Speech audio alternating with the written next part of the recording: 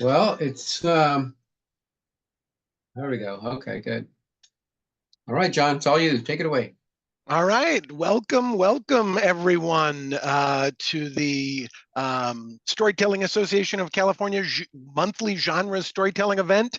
And for lovers of tall tales, we are presenting 7 tellers of tall tales this evening, and we're excited to have all of you with us here. I see some familiar faces and I see some new faces. I want to thank Ed Lewis with the Storytelling Association of California for inviting me to be the guest MC tonight. Very exciting.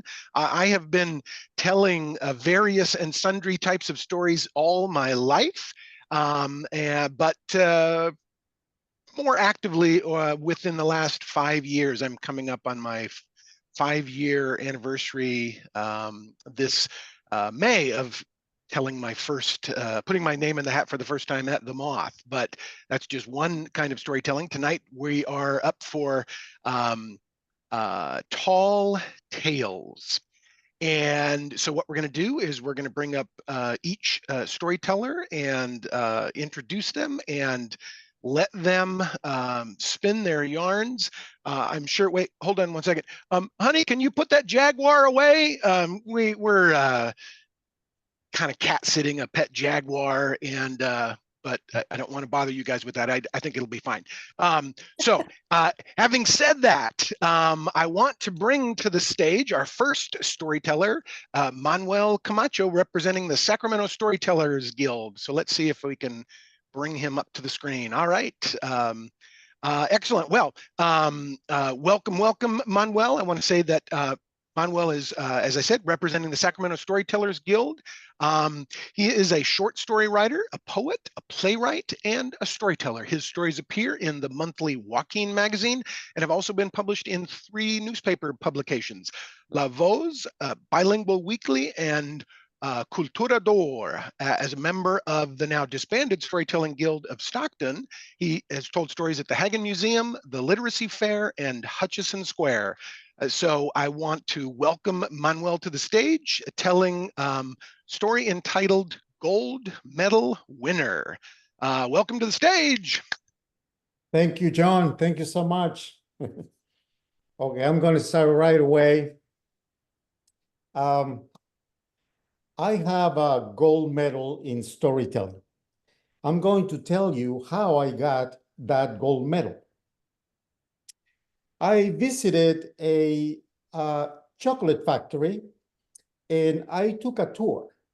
And the first thing they told me was, we choose the best climate, the best soil to grow cacao. And when we plant a tree, the first thing we want to do is to make sure this tree grows healthy and happy. So we have to shelter the tree. So we plant coconut trees and banana trees and all kinds of citruses like oranges and mandarins. And we also plant a bunch of flowers, a bunch of big aromatic flowers. And we plant spices and all that. And then we get a beautiful tree. And then when the cacao is ready to harvest, we treat that cacao like a baby. Oh, we love that cacao. And then we extract the seeds, and then we wash the seeds, and then we ferment the seeds, and then we grind the seeds, and then we got chocolate. And this chocolate is we can eat it or we can drink it.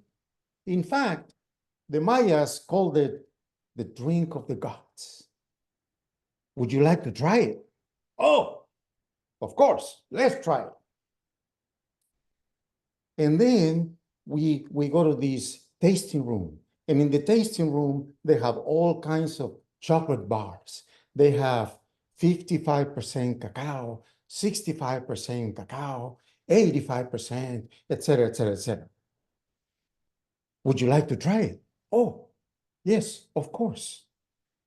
So I take a taste. And the first thing they say is this. They go, this chocolate is fruit forward. Oh, with aromas like orange aromas and flowers aromas and spices and oh, and you know, the most important thing is it's an aphrodisiac. Oh, whoa, wow. Okay, let's buy a ton of it. Yes. And look at this. All our chocolates are gold medal winners. Oh my goodness, even better. Mhm. So I walked out of there with a ton of chocolate. On another occasion, I visited a coffee plantation. So I took a tour. And the first thing they told me was, you know, we want to choose the best soil, the best altitude, and we want to make sure that our trees grow healthy and happy. So we shelter our trees and we plant coconut trees and banana trees and all kinds of citrus trees and all kinds of flowers and all kinds of spices. And when the fruit is ready to harvest, we treat those beans like a baby. And we extract the bean and we dry the bean and we ferment the bean and we wash the bean and we grind the bean and we have coffee. Woo. All right. Would you like to try it? Oh, yeah, of course. So they take us into the tasting room, and in the tasting room we have light roast and medium roast and dark roast. Let's try it. And when we try it, the first thing they say is, oh, this coffee is fruit forward with rich aromas and it's spicy. And you know, it has sensual properties. In fact, in Africa, they used to call it the drink of the gods. Ooh, wow. All right. And the most important thing is that, look, all of our coffees are gold medal winners. Oh, then let's buy a bunch of coffee. Yes. So I walked out of there with a ton of coffee. On another occasion, I visited a winery. So I took a tour.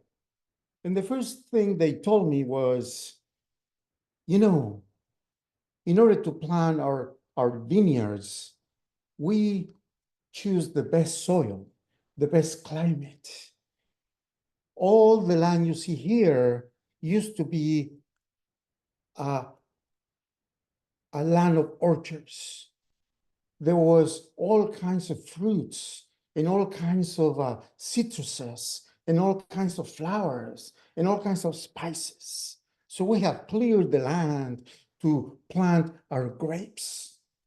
Oh, yeah, okay. And so we plant our grapes. And the first thing we want to do is to make sure that our grapes grow healthy and happy. And when it's ready for harvest, we treat them like babies because they're very delicate. And then when we're ready, we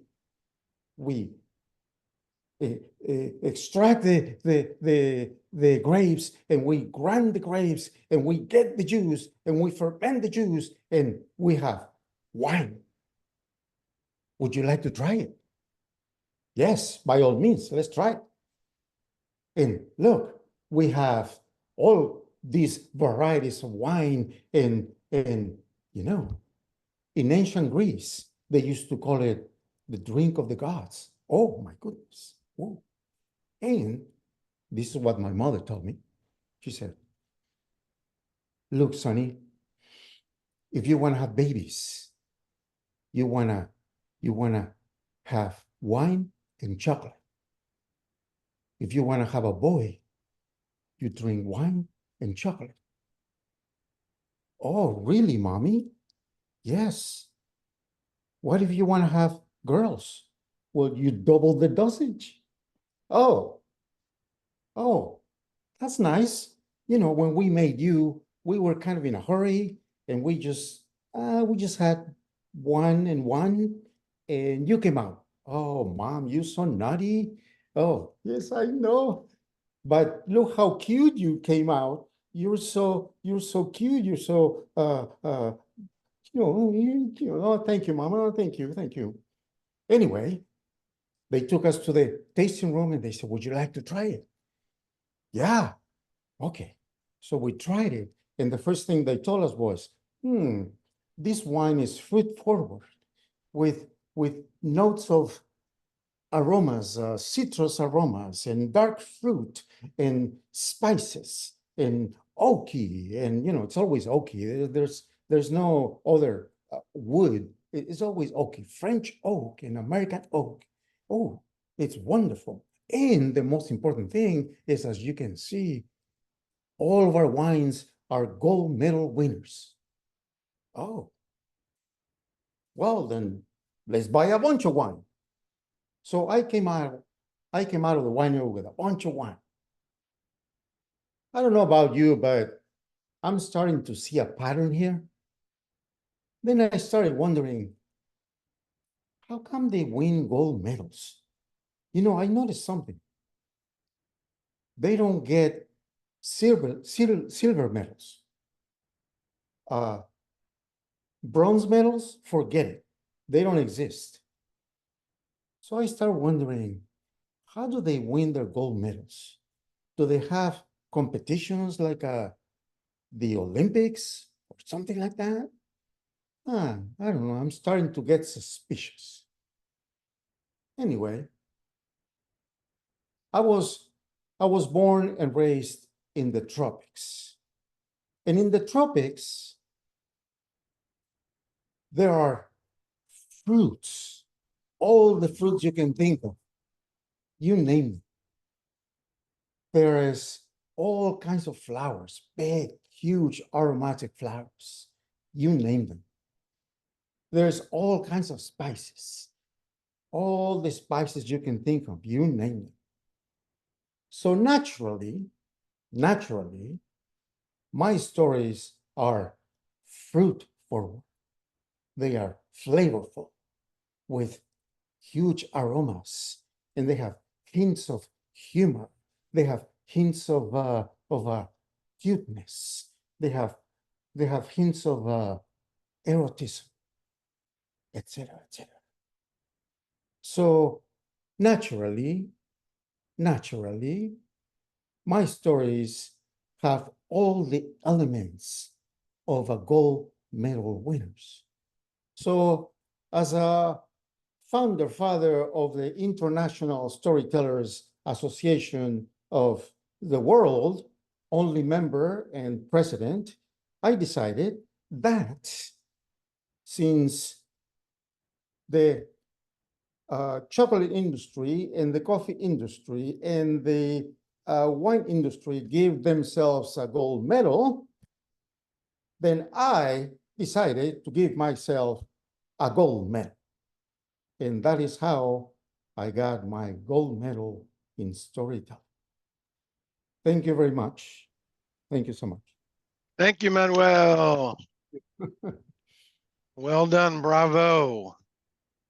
Well, can we see that gold medal? You got it somewhere? Okay. Well, I'm gonna withhold judgment for just a second because I don't know. This is an evening of tall tales, so I'm not sure how much I'm supposed to trust people.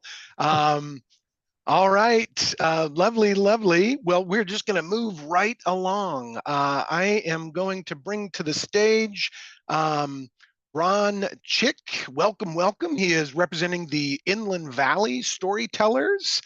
So Ron, we're glad to have you here. Ron has been telling since 1973. He used storytelling to form bonds and inspire students in his 35 years in special education. That's important work, Ron. Ron knows that every time you tell a story, you forge a link between you and the audience that takes it to heart. The story you hear connects you all the way back to the first person who was inspired to share that tale. As long as that story is told, the links between everyone who hears it and everyone who has shared it form an unbroken chain. So I want to welcome Ron tonight with his story entitled My Pal Hiss. So Ron, take it away. I live here in Riverside, California. Moved here just before my 3rd birthday. Don't remember anything about those days. I grew up on a place with 144 fruit trees. However, no 2 trees were the exact same variety. There were 4 kinds of peach, plums, apricots, nectarines. So our life was very busy with an orchard that size, from May until late July, early August. But in late July and early August, the last of the freestone peaches had come off the trees to be canned or jellied, and we'd pack off and we'd head to Texas. We'd go first to Austin, where my grandparents lived, and we'd stay around them for a little while. And then we'd move out to the ancestral lands, the ranch, where my Uncle Tony raised cattle and food. That was a wonderful place for a boy to visit with his 2 brothers and his 3 cousins.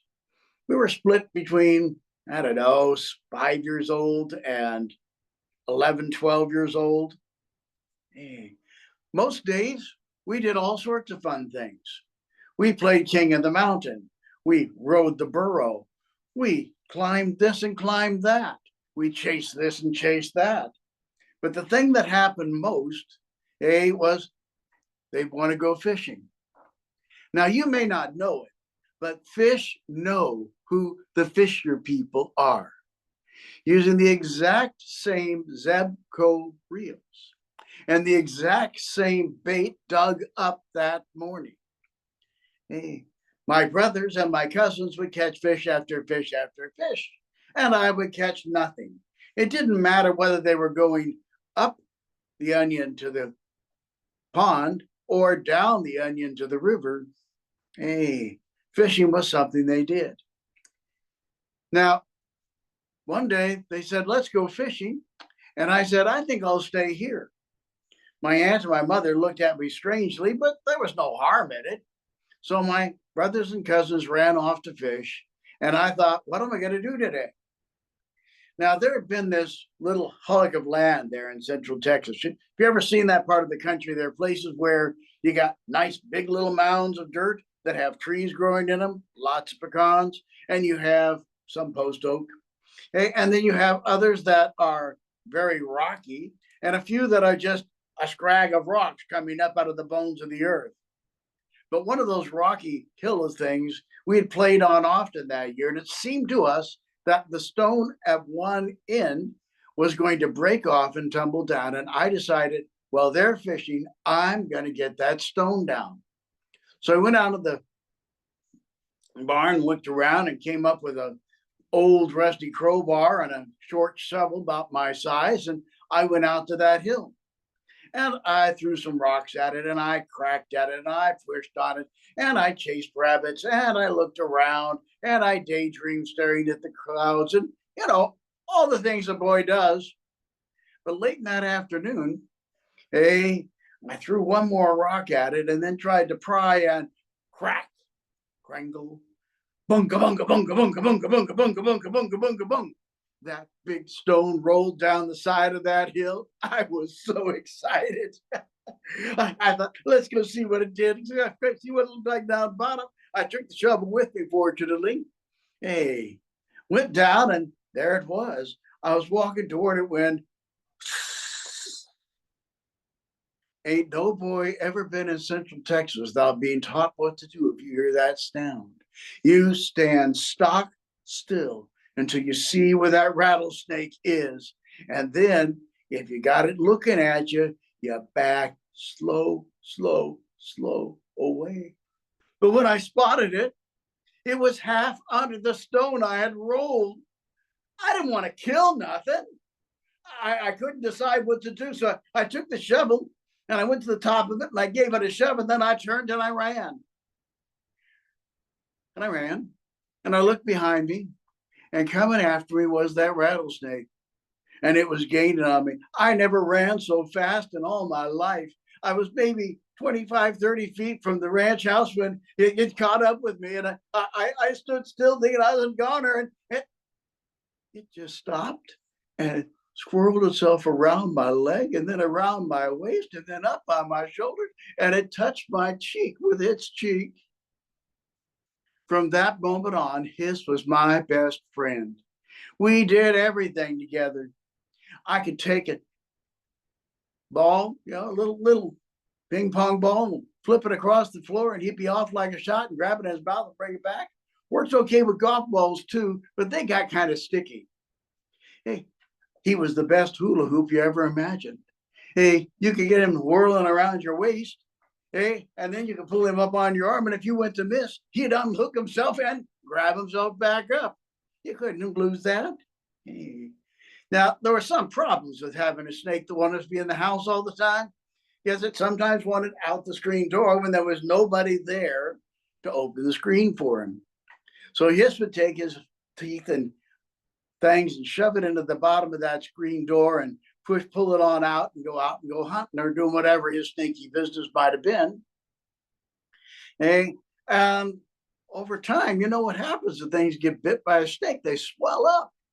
Well, it got to where the screen door wouldn't quite close with all the swelled up wood down there.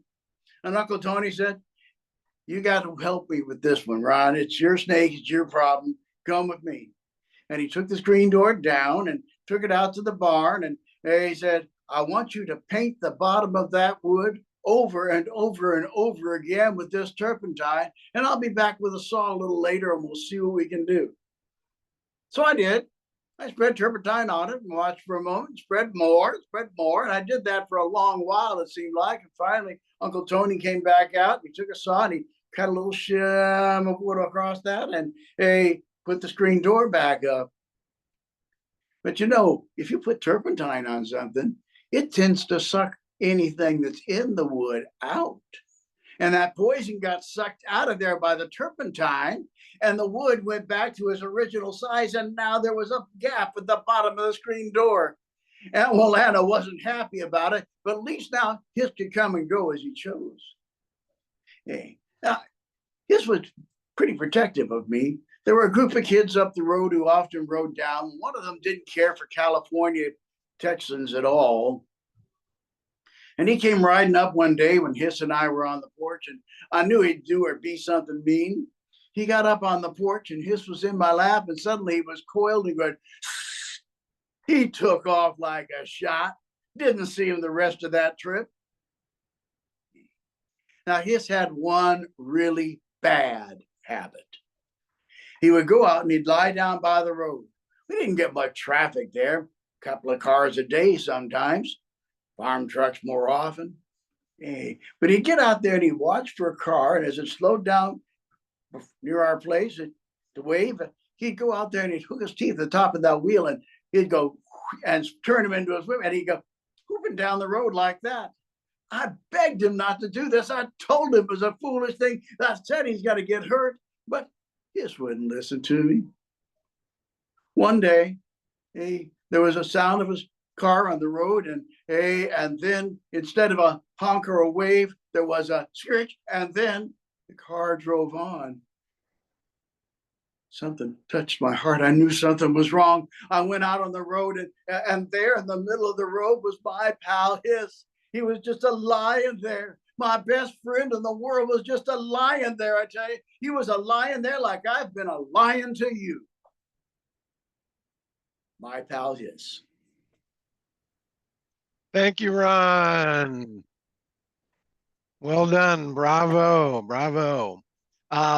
Before we move on to our next storyteller, folks, we're actually fostering a whole bunch of different animals in the house, and we have this dolphin here that just will not leave me alone. So let me hold on for 1 second, okay? I got to deal with him, and I'll be right back. Okay, hold on. Okay, yeah, he's okay. I gave him a little scratch on the chin. I think we're good. Thanks, Ron. We're going to bring up our next storyteller, Lorena Bergqvist, a guest storyteller from Sweden. Do we have, there she is. Welcome, welcome. Glad to have you. And my understanding is that you are not currently in Sweden. Is that correct? No, I arrived. Can you hear me? I arrived in Arizona last week. All right, excellent, excellent. Well, let me say, so Lorena has lived most of her adult life in southern Sweden, where she tells stories in both English and Swedish. She is also a teacher and has earned her master's degree in storytelling from ETSU, that is Eastern Tennessee State. Mm-hmm. All right. And I want to give a special shout out. She says you are also welcome to join her special storytelling and discussion for Ukrainian adults who are practicing English weekly on Tuesdays at 9 a.m. Pacific time. So I will leave it to her to put some contact information, but it sounds like a really a cool program, and she's looking for guest storytellers to join that group and talk storytelling and practice English. So we are going to welcome Lorena, and her story is A Walk in the Forest in Sweden. Welcome to the stage, Lorena. Thank you, John. And I do want to take you today for a walk in the forest in Sweden. You see, that's a normal thing Swedish people do in Sweden, go for a walk. I go for walks to help relax. I just love the sound of the birds, the smell of the fresh grass. I love everything about it. I look up at the tall oaks and silvery birch trees. I just feel so calm. And a few years ago, I was ready for a daily walk. I grabbed my green backpack and I put in it some freshly baked cinnamon buns because I might need to stop for a snack, and a bottle of homemade lemonade like Grandpa made. You know you want it. Yes, it was a old family recipe. And I put it in the backpack, put on the backpack, and I headed off. The forest is only about 4 blocks from our apartment. And very soon I was walking down the path, enjoying the clean, fresh air, the sound of silence. Well, not totally silent. It was just so calming. And I could feel my heart start to calm. And oh, I felt wonderful. Until I heard the dog. Okay, there's obviously a neighbor out walking their dog. And I came close enough that I was next to where they have a picnic table. So I decided, okay, I'll stand here next to the picnic table and wait for them to pass. The path is not that wide, and I could hear it getting louder. Okay, they're walking their dog, and I'll wait here and they'll pass. And as I waited, I was watching ahead on the path to see the dog and its owner. And very quickly, it got louder and louder, and I saw it wasn't, there was no owner. There was no leash. It was running just by itself. And I thought, oh no, uh, um, a stray dog, a wild dog, what's going on? And I stood and I waited.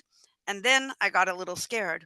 And I jumped up on the bench of the picnic table and thought maybe it'll just run right past. And it got closer and closer. And as it got closer, still barking wildly, it wasn't a dog. It was a wolf, and I jumped up on top of the picnic table, thinking, oh no, a wolf! I can never outrun it. I can't outclimb it. What do I do? And it was running straight toward me, right at the picnic table. And I looked, there was an oak tree, and I jumped and grabbed the branch, and I held on and I swung up one leg over, and there I am hanging from that branch. And the wolf launched itself at the picnic table right over where I had been standing. Oh, oh, my heart was pounding. And I pulled myself up onto the branch. I got both legs. Well, one leg was still hanging. One leg was up. And I was sitting kind of hanging on the branch thinking, oh no. and the wolf had turned around. It was really a wolf. I could see its sharp teeth.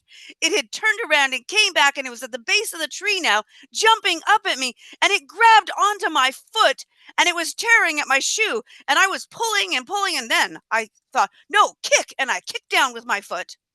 And as I kicked down with my foot, just for a moment, it let go of my foot. Ow, it was hurting. And I managed to pull my leg up, and I had both legs up. And there I am sitting on the branch, just out of its reach. It's still jumping, jumping higher and higher and looking very ferocious as it jumps at me. And I'm thinking, what do I do? What do I do? I can't outrun it and I can't outjump it. What do I do? But then I thought, I must have something on me. I'm a human, right? I'm a person. I must have something on me I can use against a wolf. What do I have? And then I thought, what do people have that wolves don't have? I have an iPhone. Of course. So I grabbed my iPhone out of my pocket and I started scrolling with my finger. There must be an app on here. There must be something I can use to stop this wolf. I mean, there are apps for everything, right? And I'm scrolling through my apps, one-handed, holding onto the branch with the other. And as I'm scrolling, I see it. The app that I think is going to save my life. At least I hope it will. Well, they say music soothes the savage beast. I have Spotify. Not premium, but I have Spotify. That means there'll be commercials, I guess. And I hit my Spotify and commercials start. And then I start thinking, what music could possibly stop this wild, vicious wolf from attacking me? And I'm looking through there and I hit play. Who let the dogs out? Who? The wolf looked even angrier. It jumped even higher. Did not like that song. Picky, aren't you? I said. Oh. And so I scrolled and I looked. What else could I find? What else could I find? And I hit play. Ain't nothing but a hound dog crying all the time. It did not like that either. And I looked at it and I said, I'm not a fan of Elvis. What are you? And there I am sitting up into the tree, scrolling, thinking, what? And then I remembered I actually have my own playlist. Mozart for relaxation. Maybe that's it. And I hit play. And as I played, I held my phone out just slightly, and it was like a miracle. The wolf, immediately hearing the Mozart, laid down at the base of the tree trunk. Its ears laid down. It put its head on its paws. Its tail was relaxed. Wow, this was like magic, a miracle. It likes Mozart. And then I thought, Wolfgang Amadeus Mozart. Okay, but I did it. And I'm holding the phone thinking, how long do I have to hold it? How long is the battery? How long until there's a commercial on this ad on this Spotify? What do I do? I mean, I can't sit here the rest of my life waiting for them to listen to Mozart and go to what do I do? I could wait for it to be calm and then run. I'll never outrun it. No. And as I'm trying to think through all of my choices, this very relaxed wolf looks up at me and said, save me. "Eh, Wolves don't talk. You're not talking to me, you know." And it looked up at me and said, save me. I'm actually a prince that's been cursed. No, no, no, no. That's a fairy tale. I'm not going to buy this. And you're not talking to me either. And aren't in fairy tales the wolves the big bad wolf? And no, no, no, no, no. And it looks up at me, with those puppy dog eyes and says, "Help me. I've been cursed. I'm really a prince." And for 1 minute, my kind little heart says, "What do you need?" There I am speaking to a wolf, asking, "What do you need?" And the wolf looks up and says, "Lemonade, lemonade like Grandpa made. I know you've got some." Okay, I've got lemonade in my backpack. Hmm. Do I dare? Do I dare get down out of this tree and give lemonade to the wolf? Are they just trying to trick me like a lot of big bad wolves? I mean, I'm not sure if this is going to work. I could possibly. Okay. Okay, I'll do it. I dismounted from the tree. It was a beautiful 10-point dismount. And I approached the wolf, which is still laying calmly waiting, pulled out the lemonade from my backpack, still holding Mozart, by the way, in the other hand, but I kept it playing, putting it in my pocket, and I opened the top of the lemonade. And as I got closer, I had nothing to pour it in, so I poured it in my hand and I approached thinking, "Oh no, if this goes bad, the wolf is going to just like bite my hand and I will be handless and I will oh, but I did it. I reached out with my hand full of lemonade and I put it right in front of the wolf's mouth. I could smell its smelly breath. I could see those sharp canines. Oh, I was so terrified. I mean, and my hand was shaking and I was spilling lemonade, but I reached out and I held it. The wolf leaned over and started to lick my hand and lick up the lemonade. And as it's licking up, it licked up everything from my hand and poof, like that, like magic. It turned into, no, not a prince, the prince, the artist formerly known as Prince, before me. What? And there he is standing in the middle of the forest in front of me, and he starts to sing and dance. You don't have to be, yeah, I'm thinking, what? But it's, oh, okay then. And I join in singing and I join in dancing because here I am with the artist formerly known as Prince dancing in the middle of the forest. So why not? And there I am singing and dancing. And I look around and we are surrounded by other animals, almost like some kind of Disney movie. And all the other animals are dancing and singing, but they're looking at me. And in the middle of this wonderful swinging twirl with Prince, I realize I think the other animals want some of this lemonade like Grandpa made, because I got more. So I turn to the other animals and I look, and they're looking at me, even though they're singing and dancing.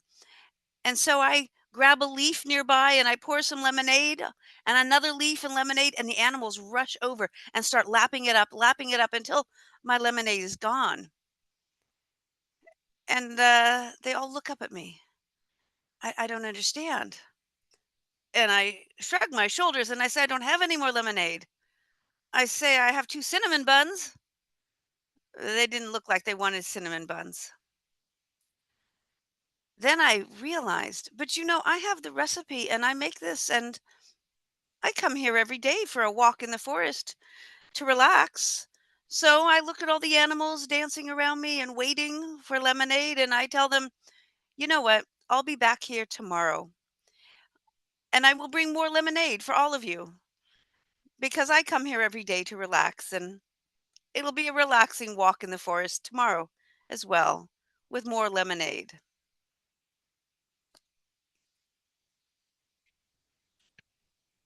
Thank you, Lorena. When I was in Sweden, that was not what I saw in the forest. So I need to go back, maybe take some lemonade with me. Thank you. We are going to move right along, and I would like to bring to the stage with me Ed Lewis, who is representing the Storytelling Association of California board. And thank you, Ed, for asking me to host and MC tonight. Lot of fun. So yeah, let me, for those who don't know Ed, let me introduce him. Ed is a storytelling groupie. I can attest to that, let me tell you. Attending as many storytelling events for adult audiences as possible. He's a board member of the Sacramento Storytellers Guild, as well as the Storytelling Association of California, and he produces this very monthly genre storytelling series. He has taught storytelling classes for teachers and performed for adults, sharing personal stories and tall tales since 1994. What does that makes this your 30th storytelling anniversary? Very good.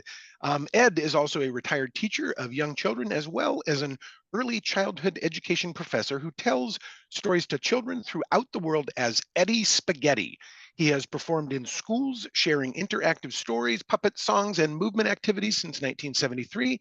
He has been blessed to perform in Mexico, Costa Rica, Brazil, South Korea, much of Europe, Canada, and across these very United States. I want to welcome Ed to the stage. for a story entitled Becoming a Real Man with John Wayne on the Amazon River. All right, Ed, take it away. All right. So I was surrounded by my baseball teammates after hitting a home run and winning the Los Angeles City softball tournament in 1978. I was the man. I was a real man.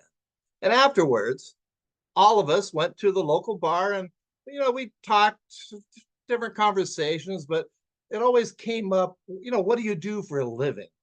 And Big Mike said, I'm a tough construction worker. I've been working construction since I was 15.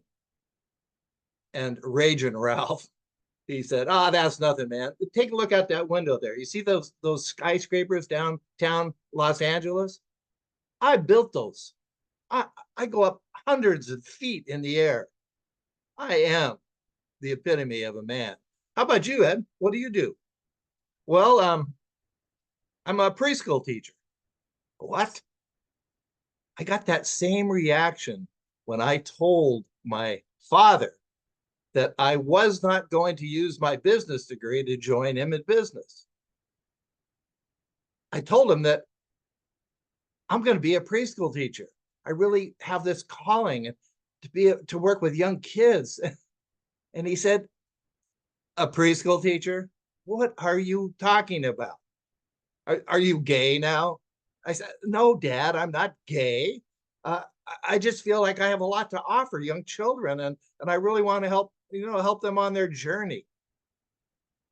He said, what about your family that you're going to have sometime in the future?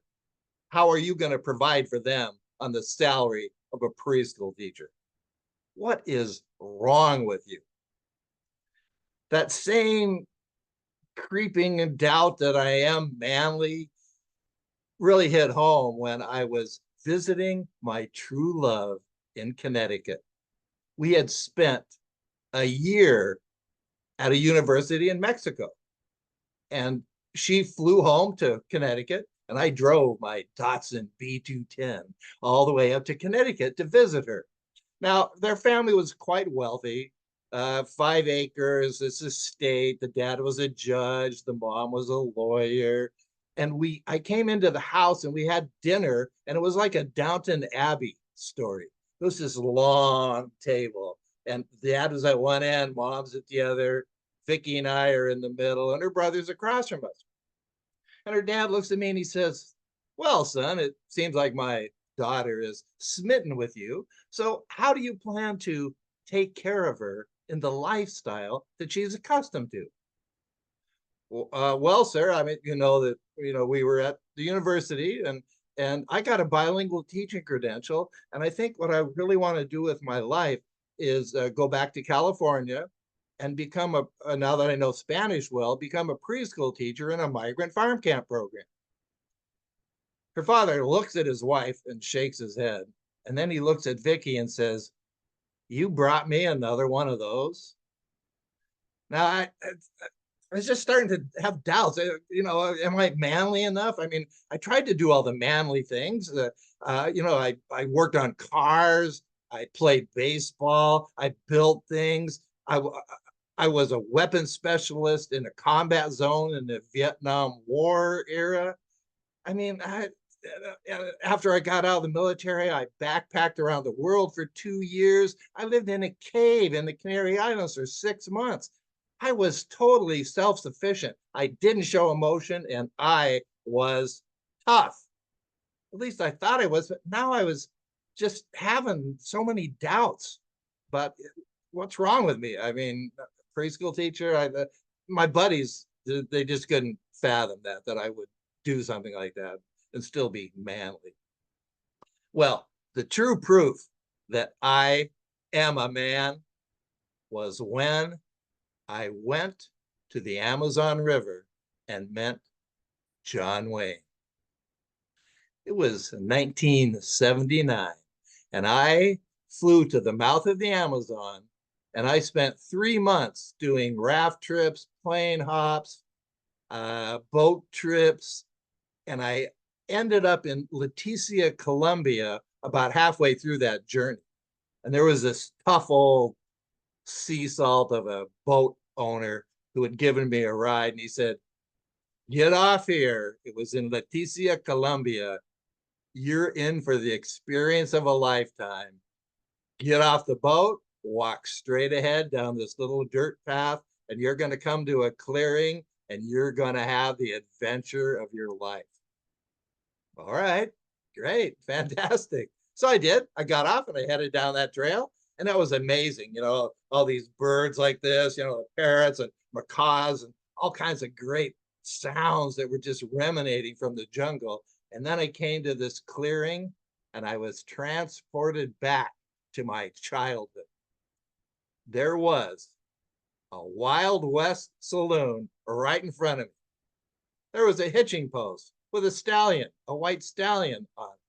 There was this swinging doors, and on a rocking chair on the porch was none other than John Wayne. I stood there. I was awestruck.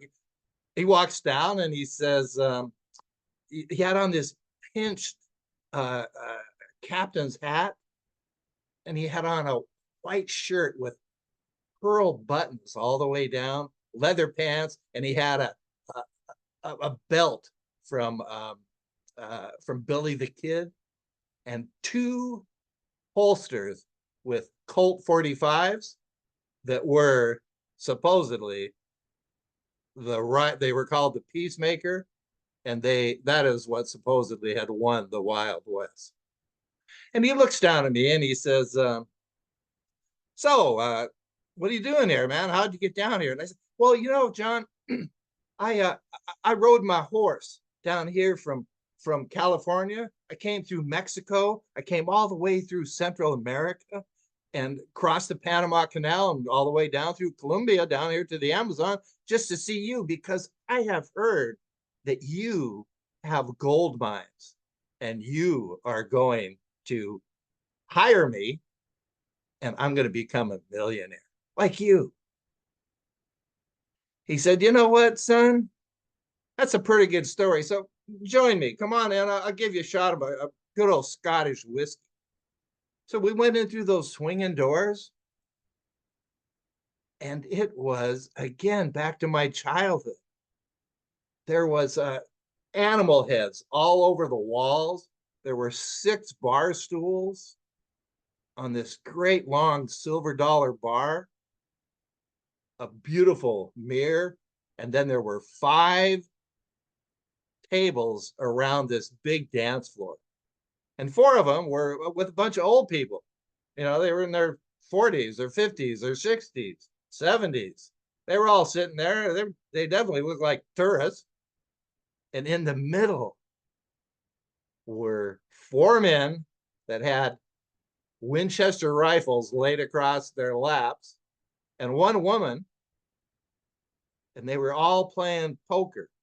And I got up closer and I looked, and that woman was none other than Annie Oakley.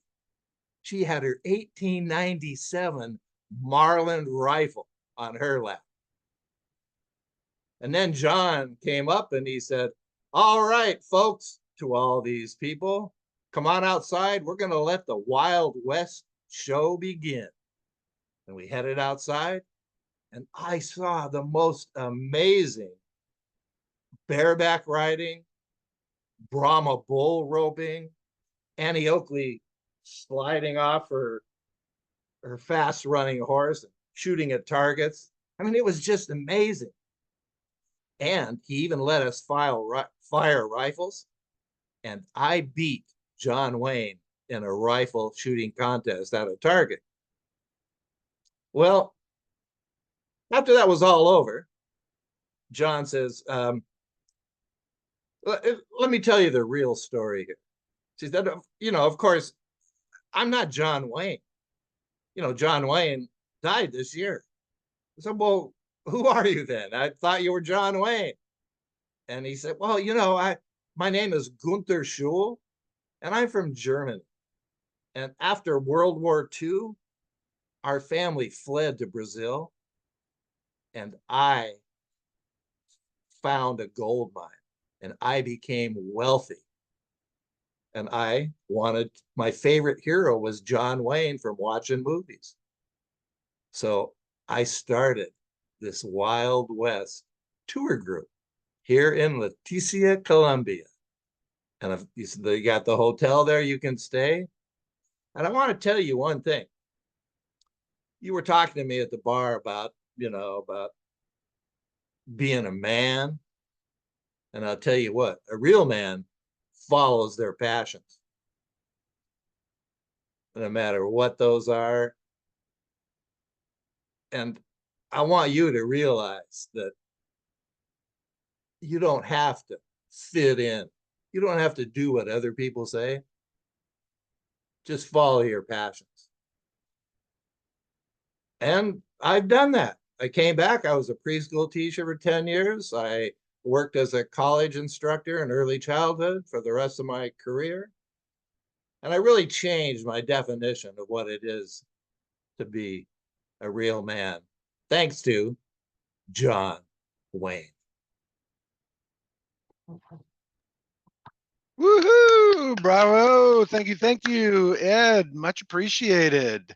I am going to move us right along. It's pretty stable here with all these animals we're fostering, but I think it's going to be okay.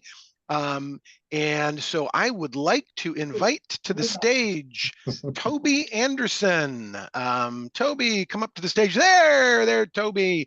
Welcome. Toby is representing the Asian American Storytellers in Action.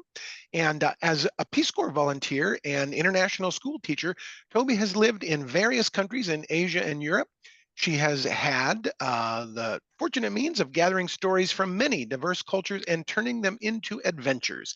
She is now a rock climbing, fly fishing, storytelling grandma who has made Olympia, Washington her home. That sounds like a mini series, Toby.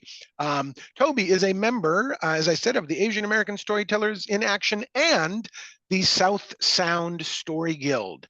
We are welcoming Toby with her story, The Dreamer of Java. This is a tall tale from the country of Indonesia. Indonesia is in Southeast Asia, and it consists of about 17,000 islands. It's a hot tropical country rich in culture. Zaman dulu, there was a hunter, and his name was Ali bin Bava. Now, he thought he was the greatest hunter of all of Java. And he was a dreamer. He lived with his mom in a hut in the forest. And that particular morning, his mother said, Ali, pergi hutan, ambil makan, go into the forest and get us some food. Mother, of course I'll do it because I am Ali bin Bava, pemburu hebat Java, the greatest hunter of all of Java. Now, Ali, I will give you the coconut cake that I have made in this pouch. Please enjoy while you get us some food. Okay, Mom, no problem. So off Ali went with his spear into the forest. Good hunting today because I am Ali bin Bava, the greatest hunter of all of Java. And I know, oh my goodness, what? I see over there. What? It's a deer and it's asleep in the grass. Oh, how lucky I am. Now, after I have slain this deer, I will take half of it for my mother and myself to eat, and the other half, well, I will sell it. And I will buy, let's see, what will I buy? Oh, this cake is so good. What will I buy? And at that moment, he took that leather pouch and he hung it on the antler of the deer that is asleep. What? I know what I will buy.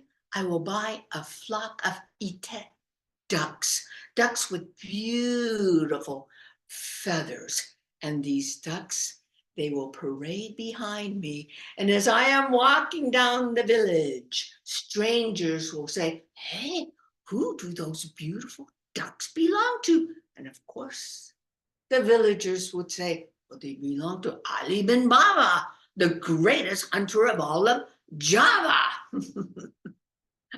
I like that. After a while, those ducks can be quite risky.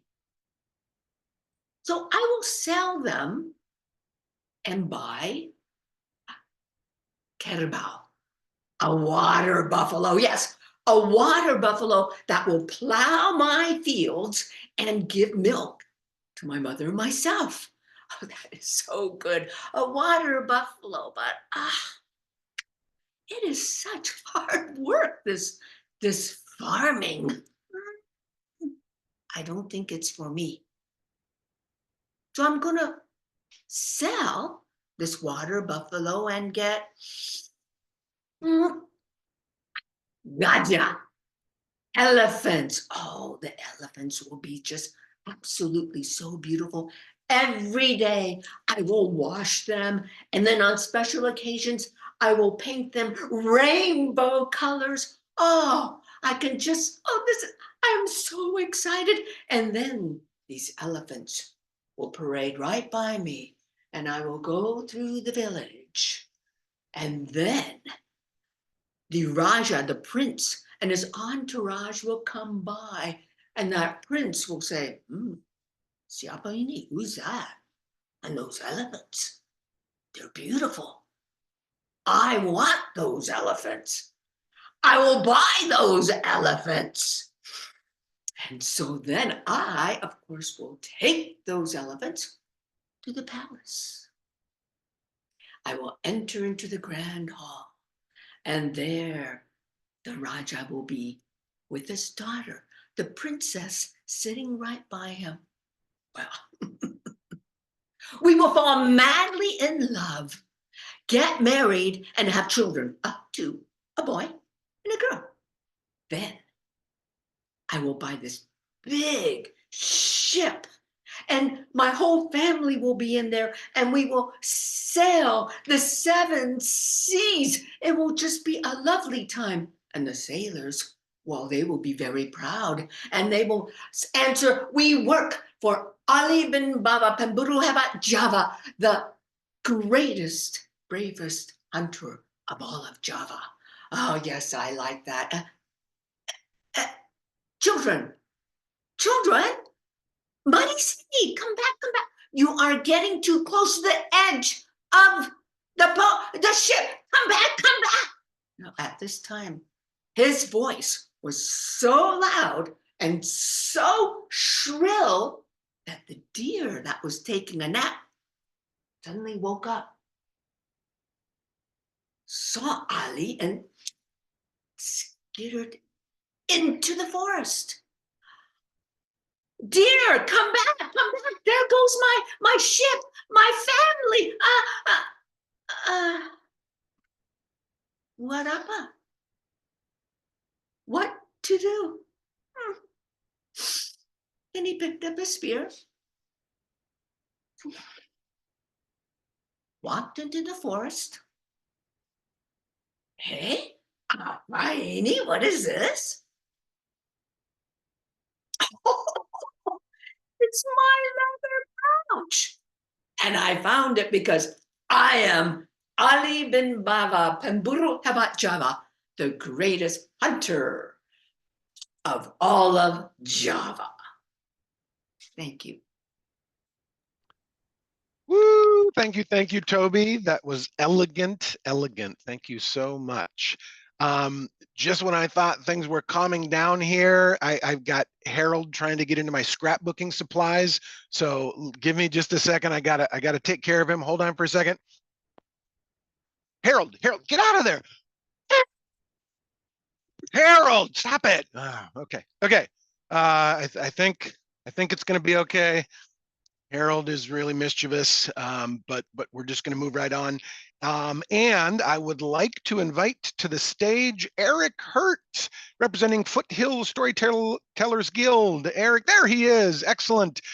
Glad you're here. I want to say that in the 1990s, Eric spent 3.5 years traveling around the Pacific Northwest as part of a storytelling duo called Tellers 2. And over the last 8 years, he has been collecting California historical and folk stories as well as California tall tales. This is his 4th time telling for the Genres Storytelling Program. So please, please, please welcome Eric Hurt to the stage. And his story is, If I'm Lying, I'm Dying. Have any of you heard about or heard Forever Young Miracle Water?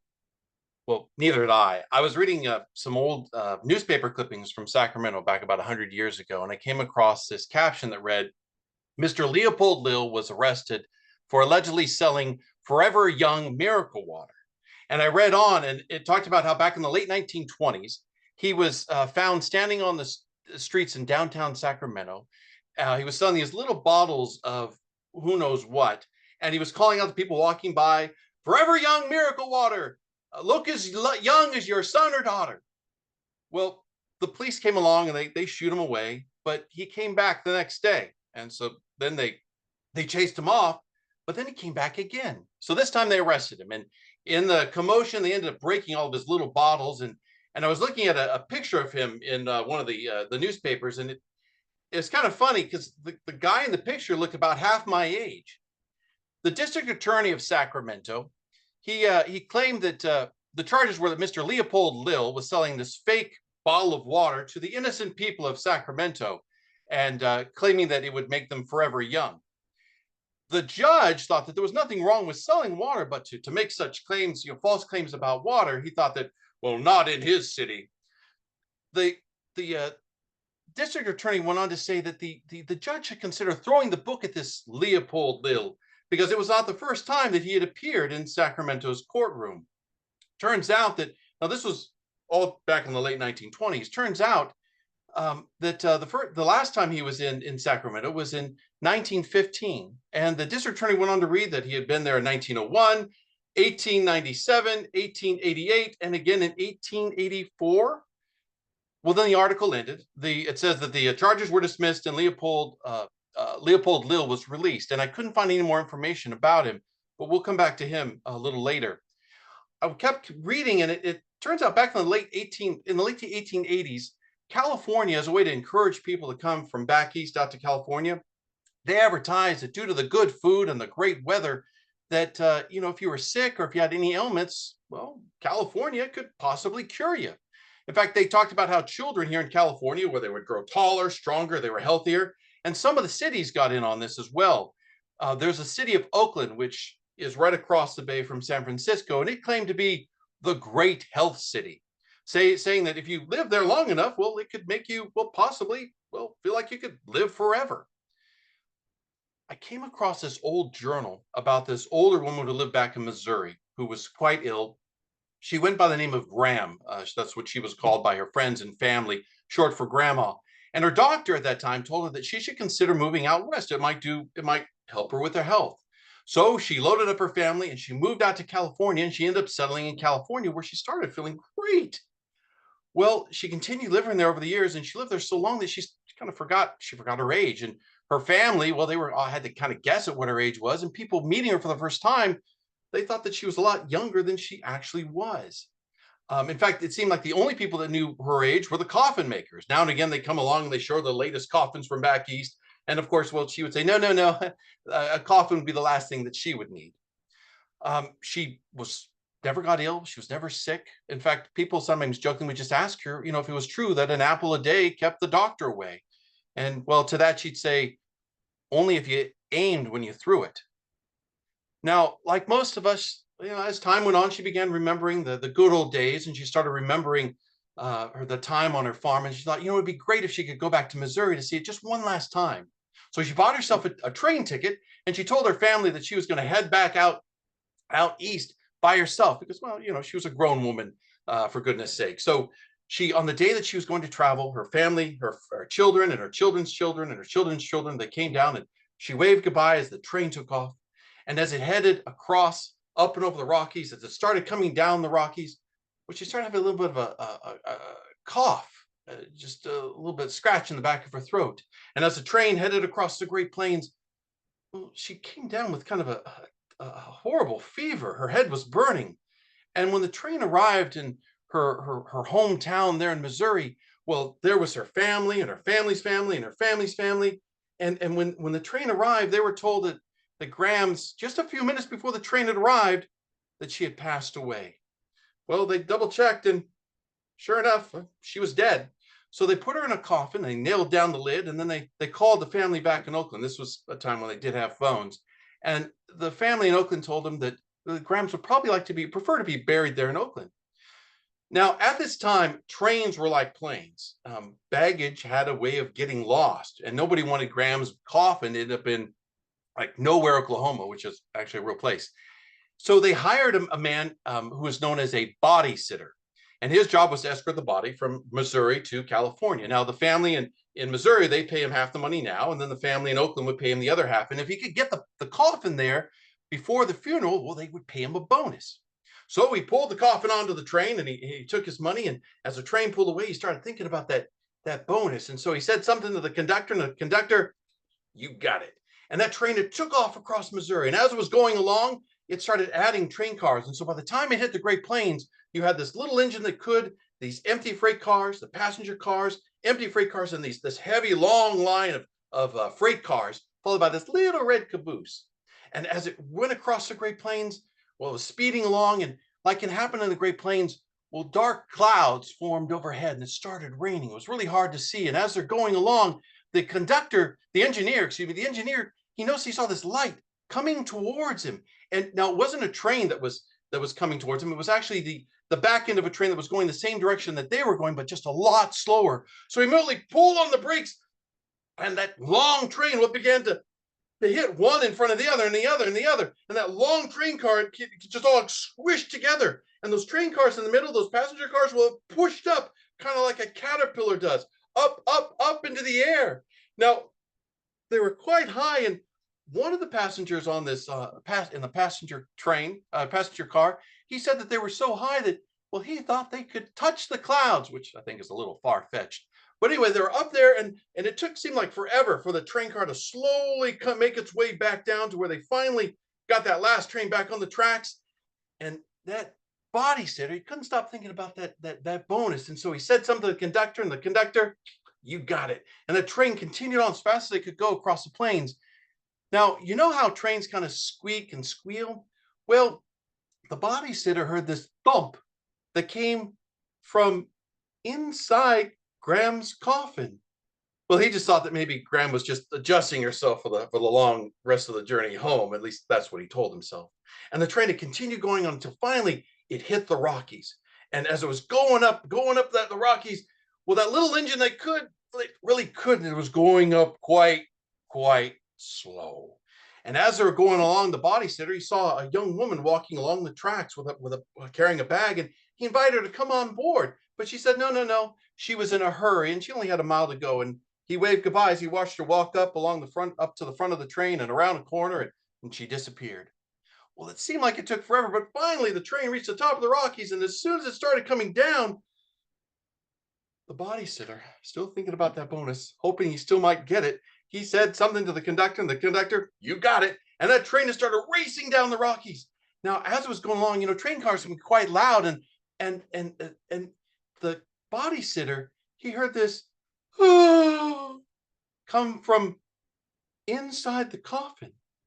Well, he thought that maybe because of the high altitude, maybe there was some air still in Graham's lungs, or maybe she was just giving a sigh of relief that they were almost to Oakland. And the train had continued speeding along until finally it reached the welcome to Oakland sign, and it went into Oakland. It arrived at the train station where there were the children and children and so on of Graham's family waiting there to meet the coffin. And the body sitter, he took the coffin, he set it down in front of them. Now, sadly, he was late for the funeral. He had missed it by about 2 weeks, so he wasn't going to get his bonus. But he was ready to get paid the other half when there came a knocking from inside the coffin. And the family, they all took a step back, and the body sitter, well, that knocking, yeah, as soon as we arrived in Oakland, it started knocking, and it's been knocking ever since. And well, the family, they took another step back, and there was still some more knocking. And one of the family members, Graham, is that you? And from inside the coffin, there came a voice. I'm not dead yet. May I come out? And one of the other family members, Graham, you're supposed to be dead. And from inside the coffin came a voice. I'm feeling better. May I come out? And so they ripped open the coffin and they helped her out. And she looked great. She looked wonderful. And they took her to her doctor, and the doctor said that she was the healthiest dead person that he had ever examined. And as for the body sitter, well, he bought a ticket out of there, but I couldn't tell from the journal whether he was paid or not, because the contract was he would get paid for delivering Graham's dead body. And as we all know, she was delivered alive. Graham continued living in Oakland for a few more years, until one day her church was having a picnic in a nearby town, and sadly, she died. Now, the family, not wanting to take any chances, they buried her just outside of Oakland with a view of the city. And you're never going to believe who she was buried next to. You know, I imagine that once all of his little bottles of miracle water were broken, perhaps old age or illness or disease caught up to him. But the headstone next to hers read, "Here lies Leopold Lill, whose words were loud and voice was shrill. We believe that he always lied, and to this day he lies here still." Thank you. Well done, well done. Thank you, Eric. I'm feeling better myself, so that's a good thing. I would like to move us right along and welcome Jean Ellison to the stage. And there's Jean. Welcome, Jean. Jean, do not have your connection. No, let's see. I'm sorry. Contra Costa Tail Spinners. So Jean is representing Contra Costa Tail Spinners. Jean has been telling stories since she could talk. As an adult, she has told stories in museums, at schools within the Contra Costa and Mount Richmond school districts, libraries, corporate offices, and she's even hosted the first ever Telebration in Fiji, where she and her husband were Peace Corps volunteers. Jean says that a story told is a story shared. I would like to welcome Jean to the stage with her story, Sometimes Truth is Stranger Than Fiction. Welcome, Jean. I'm trying to hide my throat. Hi, me. I grew up in Lafayette, California, and the autumn time was always very, very hot. Now, I'm taking you back. This takes you back to when I was in the 8th grade.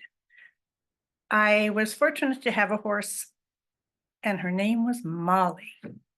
Now, Molly and I were like best friends. And I get home from school on that hot day, and I think, oh, geez, Molly, let's go for a ride. So I brushed her down. I put on her bridle. I didn't put on a saddle. I rode bareback. And we rode out of the property and into our old neighborhood. Flip, flop down the street. And all the neighbor kids that knew who I was came out and said, "Oh, I want a ride. Give me a ride. Give me a ride." I said, "I'm on a mission." And my mission was, I was looking for a mountain lion. There was a sighting of a mountain lion, and I thought in my 8th grade brain that if there was going to be a sighting of a mountain lion, it would probably be up on the hill behind the Lafayette Cemetery. I went through the neighborhood, dodging all the kids that wanted to have a ride on my horse, up a steep hill that was paved, and off the side was a dirt path, a road leading to what was going to be a site for another home, because homes were being built all over the place. So we walked up up the dirt road to a clearing, had to walk over a big log that was trying to keep the cars out of there. And then something happened that I would never have expected. I encountered two little sheriffs. They were in full regalia. They had their vests, they had their cowboy hats, and they came out with double cap guns blaring. Well, my horse didn't take too kindly to this interruption of our experience. She took off running. She was running down another path along the side of another steep hill, and the path was narrow. Now, if I had a runaway horse, I would jump off, pull the reins around the neck, and I'd brace myself, and the horse would go zoop and come back. We'd have a little conversation, then we would continue. This was not an option. I cajoled, I was calm. I said, Molly, come on, slow down. It's okay, everything's fine. They're gone, they won't bother you anymore. Finally, she stopped galloping into a trot and then into a rather agitated walk.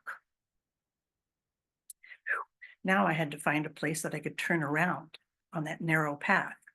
Well, just ahead, there was a place to turn around. All the while, I'm looking down at where I would suspect to find the sighting of that mountain lion. But now survival was more important. I got the horse turned around, and surely those little sheriffs said be gone by now. They probably all freaked out and ran home. Oh, look what we did. We made that horse run. I was wrong. We got back to that clearing, and danged if they didn't show up again. They popped up behind that log with their guns popping. Remember cap guns? Anybody remember cap guns? Well, they had a lot of them, and they were using them rapid fire.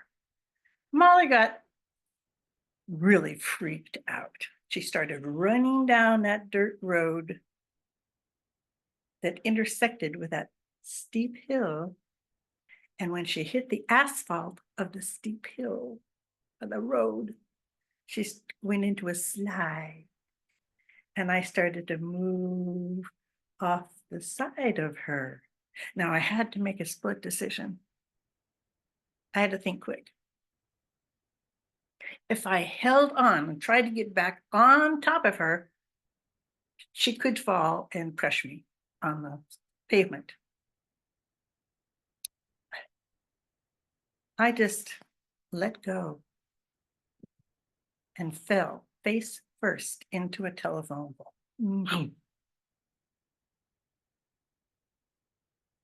Molly was running down the road. I was passed out. But as I came to, I could see that she was just disappearing around the corner. And I'm calling out, my horse, somebody get my horse. And then I heard a voice, and it was a woman in a house across the street. And she looked at me and she said, are you okay? And I said, I don't know.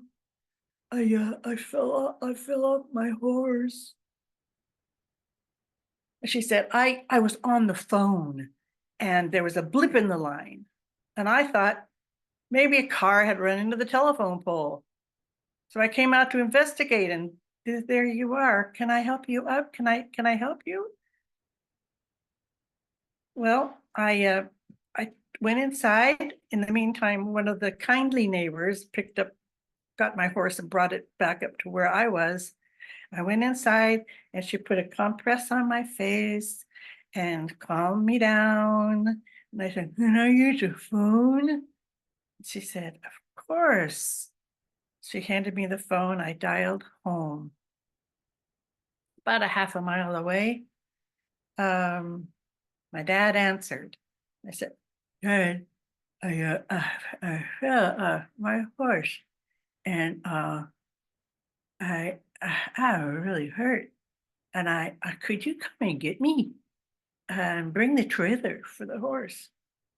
He said, Jean, you rode your horse out, you ride your horse back. Tough love. Well, I was too shocked and too hurt to cry. All I could do was go back out to Molly and take her by the reins and walk down the hill and walk through the neighborhood with all the same kids that said, oh, can I have a ride? Can I have a ride? Can I have a ride? And then they saw my face with my braces. I had braces on the top and the bottom, and they were all shoved up into my nose. And all I heard was, instead of, can I have a ride? They were saying, ew, you look like Frankenstein.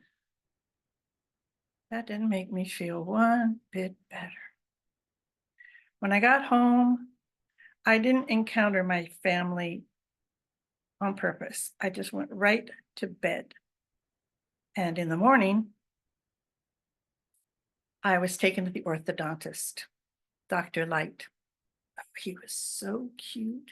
I told my friends, I never need Novocaine when I go see Dr. Light. He's so cute. Well, I didn't feel cute at all. I had these braces all jangled up and smashed into my gums. And he looked at me and he smiled. And I thought, well, that's an interesting reaction. He said, Jean, you're really lucky. I don't feel very lucky. Well, if you didn't have those braces, you would have lost all your front teeth. So let me get to work. He fixed me up, he patched me up, and in time I got the braces back on and I continued to ride my horse. I never ever went mountain lion hunting again. And that's my story, and I'm sticking to it. Ooh, thank you, Jean. Thank you very much. Let's give it up for all of our tellers of tall tales this evening. Well done, bravo, lovely. That concludes our storytellers for this evening. Let me just quickly say that I want everybody to put February 21st on your calendar and sign up for the next Genres storytelling series, and it's going to be romantic stories for the month of February, romantic stories for the month of February. And I'm going to turn it over to Ed. Ed, as the founder, creator, producer of Genre Storytelling, is there anything else you would like to add this evening? Well, next month we've expanded that topic. It's now called Stories of Love. So we can really include a lot more kinds of stories. We have 6 of our 7 storytellers already lined up. So if any of you want to be nominated by your local story swap group, let them know, and let them know right away. And we have, and I want to thank John for being such a great MC. He's someone I met through Capital Storytelling, and maybe you can tell us a little bit about what's going on with that. And definitely thanks to the whole board and all the membership in the Storytelling Association of California. I think we have put on lots of great events, and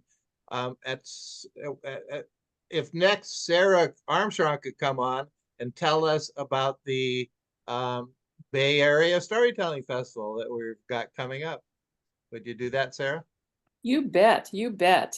We're so excited about the festival. It's going to be at Sonoma Academy in Santa Rosa, and it's going to be May 3rd, Friday, and May 4th. And on the 3rd, we'll be showing a film produced by Kealoha, and some of you who've been to the festival in past years may remember the poet laureate from Hawaii. It's called The Story of Everything. It's an amazing film. And then in the evening, we have a wine and story event happening. And then all day Saturday, we'll have our tellers. We have Kay Aloha, we have Jean Tagaban, Brandon Spars, Karen Amano, and Diane Ferlat. It's going to be quite an event. So information is just getting started to come on our website, and the 6 Feet Apart production folks are also part of our team, and you can find information there as well. So looking forward to seeing you all at Genre the next several months, and at the Bay Area Storytelling Festival in May. Thanks, Ed. You're welcome. And I know we have one of our board members who is in India right now. Rupa, can you just tell us about your little adventure there? Yeah, hello everyone. It's morning here in Chennai. I'm visiting my family and having a good time, enjoying the culture and all the festivities at this time of year. It's so good to see you all, and I appreciate the timing because it works for me here in Chennai. And I look forward to seeing you again next month.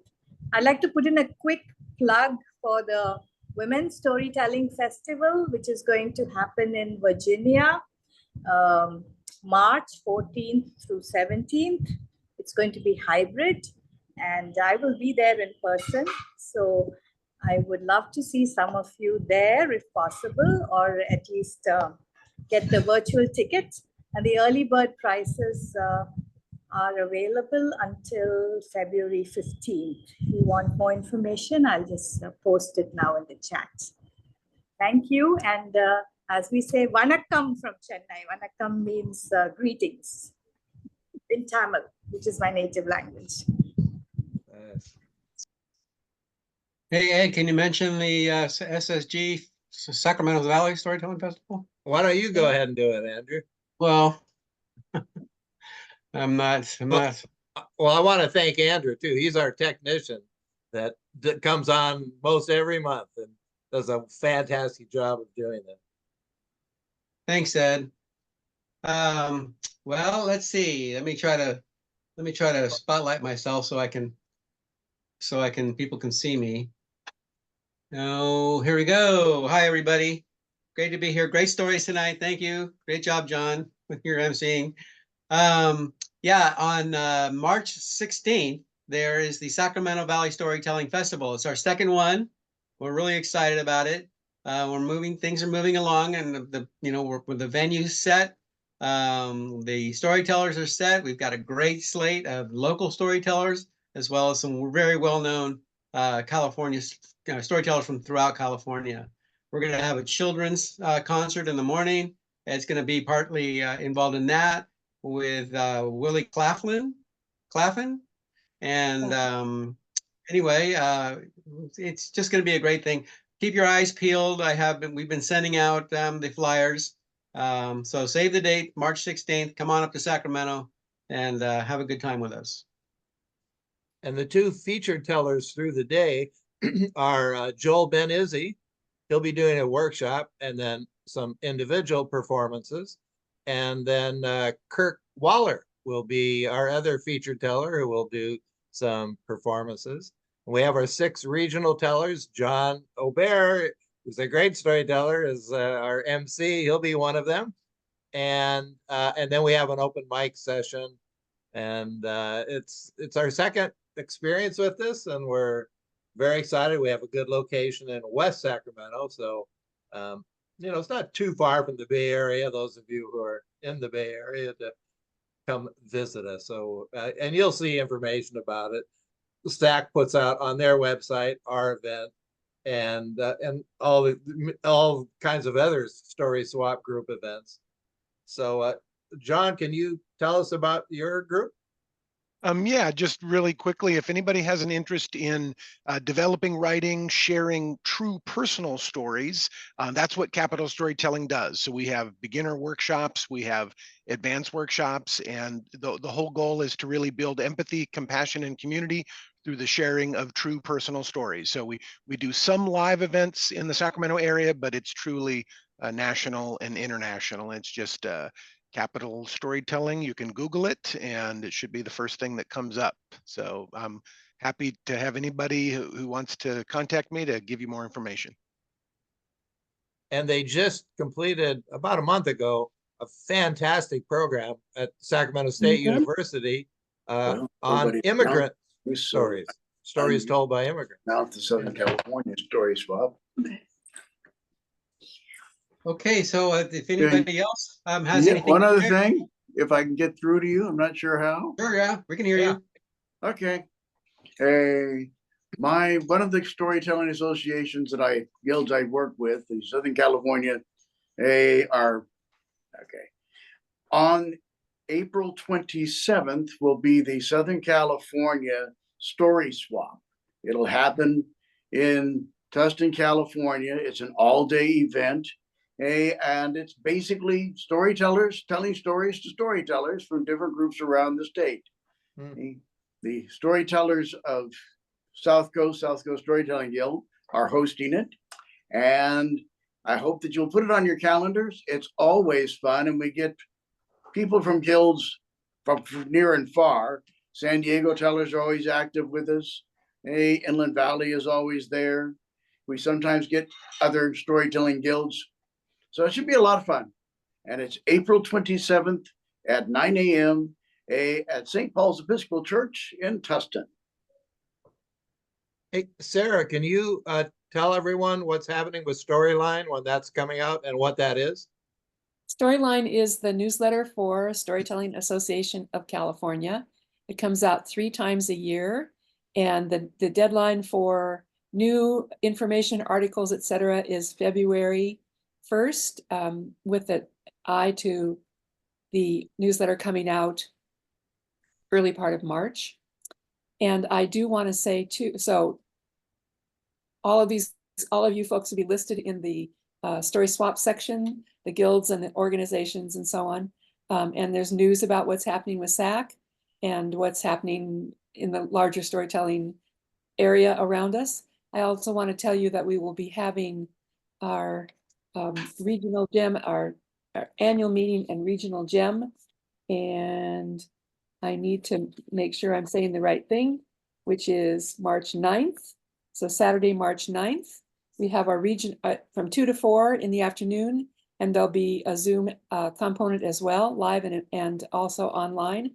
And we have our general meeting for all our members from 2 to 3, and then we feature our regional teller. And every year we select a teller in the even years from Northern California, in the odd years from Southern California, someone who's been involved in storytelling for a long time, a good storyteller, as well as someone who supports storytelling and does work in the storytelling community. And this year's regional gem is our very own Jean Ellison. Yay! Yeah. So there'll be more information about where and how you can join us. Really hope a lot of folks can come and hear Jean and support all our work. Thank you so much. Is there Okay. anyone else who has any announcements they want to share? All right, then I think I'll go ahead and just remove the spotlight and let everybody come on gallery view, so you can chat if you want to, and or say goodnight. And if any of you want to see this recording or any past ones, you go to the Storytelling Association of California on YouTube, and you can see the recordings and of these events and other events by other swap groups. Good night, everybody. Good night. Excellent. Good night. Thanks, everyone. Good to see Thank you, you. Ripa. Thank you. Wonderful, wonderful showcase of stories. Thank you. Yes. Thank you, everyone. Thank you so We much. also do storytelling in schools. So we're looking for schools, storytellers that can go into schools all over the state of California. So if you know of a teacher that would like to, or a school that would like to get storytellers in, we pay them to go into schools. Rupa is actually in charge of that committee. And so we're always looking for people that can connect with any school. And our focus is underserved schools, free lunch programs, things like that. And then we bring storytellers in and work with the teachers. I just worked with a 3rd grade teacher she wanted information on what's the difference between a folk tale, reading a book, and telling the story. So I did that with 92 third graders. It was fantastic.